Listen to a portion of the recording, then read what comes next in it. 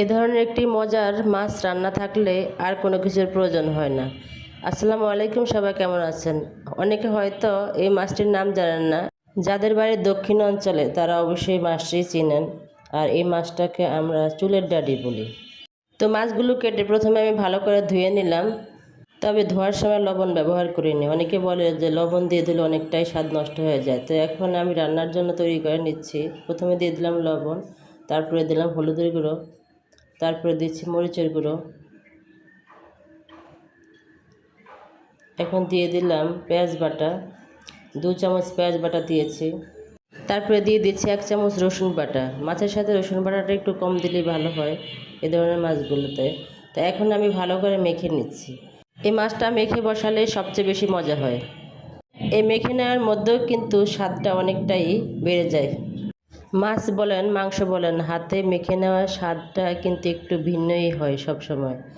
তো আমি এই মাছগুলো এভাবে মেখে প্রায় 10 মিনিট মতো রেখে দিয়েছি। এখন আমি চুলাইতে একটি কড়াই বসিয়ে দিলাম, দিয়ে দিলাম পরিমাপ মতো তেল। তেলের পরিমাণটা আমি একটু কমই দেই। এখন মাছগুলো ঢেলে দিচ্ছি। এগুলো হচ্ছে নদীর মাছ। যারা দক্ষিণ অঞ্চলের তারা এই মাছগুলো খুবই পছন্দ করেন। তো উত্তর অঞ্চলের মানুষ অনেকেই এই মাছগুলো চিনে না। এই মাছগুলো কিন্তু খেতে দারুণ মজা। আর এগুলো রান্না করার সময় বেশি একটা নাড়াচাড়া করা যায় না, কারণ এই মাছগুলো একটু নরম হয়। তো আমি নাড়াচাড়া একদমই করলাম না, কারণ নাড়াচাড়া করতে গেলে ভেঙে যেতে পারে।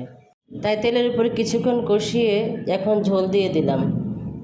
কড়াইটি ধরে হালকা করে একটু নেড়ে দিলাম, কারণ এভাবে নেড়ে দিলে মাছ একদমই ভাঙবে না।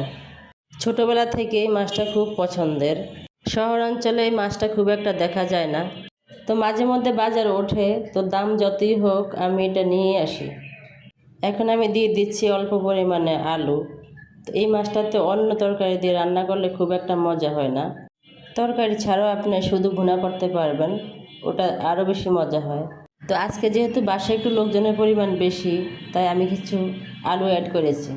এই তরকারিটা আমি একদমই এক পাশ করে দিয়েছি, মাছের সাথে যেন লেগে না যায় আর যেন ভেঙে না যায়। এখন আমি পরিমাপ মতো ঝোল দিয়ে দিয়েছি। তো কিছুক্ষণ পরে আমি মাছগুলোকে সম্পূর্ণ আস্তে আস্তে তুলে দিয়েছি উপরে। একটা মাছও কিন্তু ভেঙে যায়নি। এখন আমার রান্নাটা প্রায় শেষের দিকে। আমি দিয়ে দিচ্ছি ফালি করে রাখা কয়েকটা কাঁচামরিচ, তারপরে দিয়ে দিচ্ছি ধনিয়া পাতা। ধনিয়া পাতাটা এখন খুবই কম পাওয়া যায়, তারপরে এই মাছের সাথে একটু ধনিয়া পাতা না দিলেই নয়। তো আমার রান্নাটা এখন প্রায় শেষের দিকে।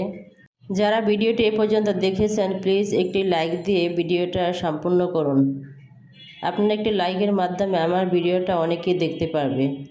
অনেক সময় দেখি ভিডিওতে কমেন্টের চেয়ে লাইকের পরিমাণ কম থাকে।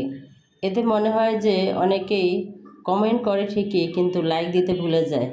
তো প্লিজ এই কাজটি কেউ করবেন না। আমি কারো ভিডিও দেখতে গেলে প্রথমে লাইক দিয়ে নেই, তারপর কমেন্টস করি, তারপর ভিডিওটা সম্পূর্ণ করি, কারণ কাজের ফাঁকে ফাঁকে ভিডিওগুলো দেখতে হয়। তো কথা বলতে বলতে এদিকে আমার রান্নাটা একেবারে কমপ্লিট হয়ে গেল। গরম গরম ভাতের সাথে এই মাছটা কিন্তু দারুণ মজা হয়। তো সবাই ভালো থাকবেন। আল্লাহ হাফেজ।